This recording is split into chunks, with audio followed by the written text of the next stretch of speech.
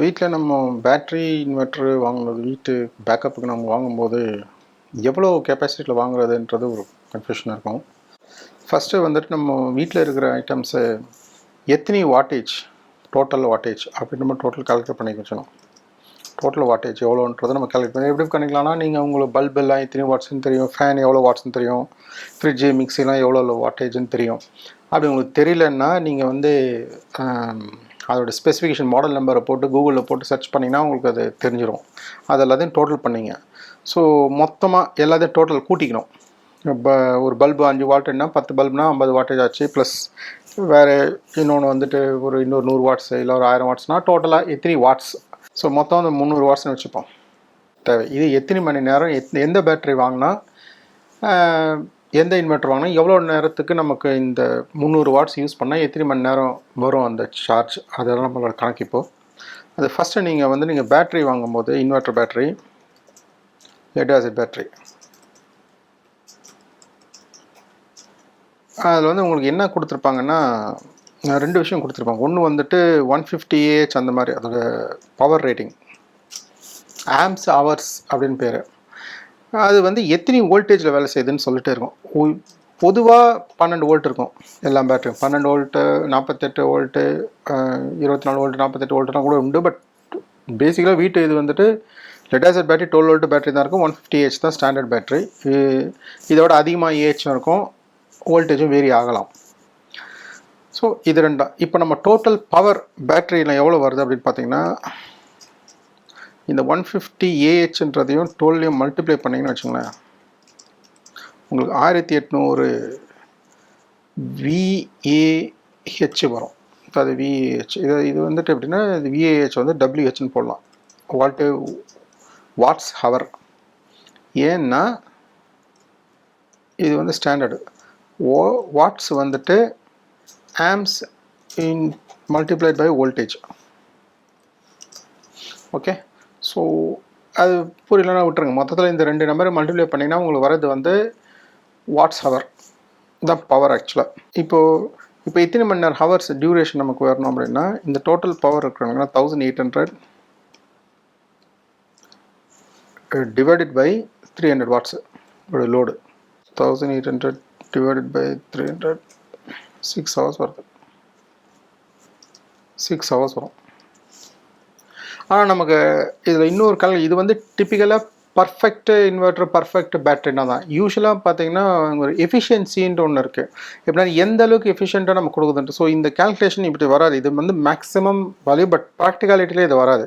ப்ராக்டிகாலிட்டியில் என்ன ஆகும்னா, இந்த ஹவர்ஸ் நீங்கள் எப்படி கால்குலேட் பண்ணோன்னா, இது into efficiency factor, efficiency percentage. Okay, அது போட்டிங்கன்னா உங்களுக்கு எவ்வளோ வரும் அப்ராக்சிமேட் என்னென்னா, பொதுவாக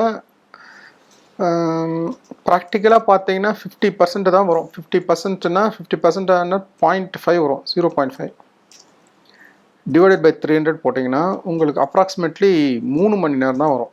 ஆனால் இப்போ வர inverters and batteries, latest inverter batteries வந்து அதுவும் புதுசாக இருந்துச்சுன்னா இது வந்து 70 to 80% கூட இருக்கலாம். அப்போனா 0.7 0.8 வரும். அப்போ இந்த நம்பர் ஆஃப் ஹவர்ஸ் வந்துட்டு இன்னும் கொஞ்சம் அதிகமாக வரும். நீங்கள் கால்குலேட் பண்ணிங்கன்னா தெரியும்.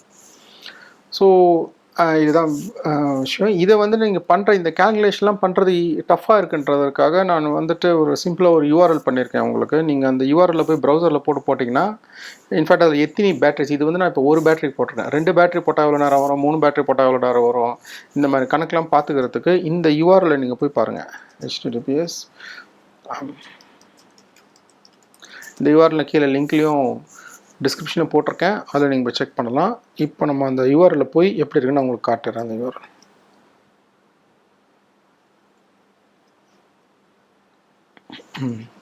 இங்கே இன்வெர்டர் அண்ட் பேட்டரி கால்குலேட்டருக்கு பார்த்தீங்கன்னா இதை கிளிக் பண்ணுங்கள். கிளிக் பண்ணிங்கன்னா நம்பர் ஆஃப் பேட்டரிஸ் 1 or 2, பேட்டரியோட ஆம்ப் பவர் 150 நீங்கள் இங்கே மாற்றிக்கலாம். 12 வோல்ட் பேட்டரியா, 24 வோல்ட் பேட்டரிலாம் இருக்கும். 300 வாட்ஸுக்கு போட்டு 50% எஃபிஷியன்சியில் போட்டிருக்கேன். ஏன்னா இந்த எஃபிஷியன்சி ஃபேக்டர்ன்றது இன்வெர்ட்டர்லேயே ஒரு எஃபிஷியன்சி இருக்காது. 100% எஃபிஷியன்சி உங்களுக்கு கிடைக்காது. அது மட்டும் பேட்டரியோட எஃபிஷியன்சின்னு உங்களுக்கு டிஓடின்னுவாங்க, டெப்த் ஆஃப் டிஸ்சார்ஜ் அப்படின்ட்டு. இது ரெண்டுத்தையும் கூட்டி ஒரு எஃபிஷியன்சி வர வைக்கணும். ஸோ அது வந்து நம்ம கால்குலேட் பண்ணுறது கொஞ்சம் டஃப்பு. நீங்கள் ஒரு அசம்ஷன் எடுத்துக்கலாம். 50% விட கம்மியாக வராது. டெஃபினட்டாக 50% மினிமம் வரும்.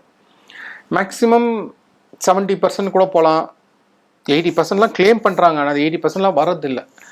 மேபி ரொம்ப ஃப்ரெஷ் பீஸ், புது பீஸ் இமீடியட்டாக தான் வரலாம். But 70-75% maths. ஸோ அந்த போட்டு நீங்கள் கால்குலேட் பண்ணி 50% போட்டால் எவ்வளோ வருது? உங்களுக்கு 3 மணி நேரம் தான் பேக்கப் வருது. இதே வந்துட்டு இது இன்வெர்டர் அண்ட் பேட்டரியும் சேர்த்து நல்ல பேட்டரி, நல்ல எஃபிஷியன்சி இருக்குது அப்படின்ற மாதிரி இருந்துச்சுன்னா, புதுசாக இருந்தால் ஒரு 4 மணி நேரம் 20 நிமிஷம் வரும். 4.2 ஹவர்ஸ் பேசிக்லி.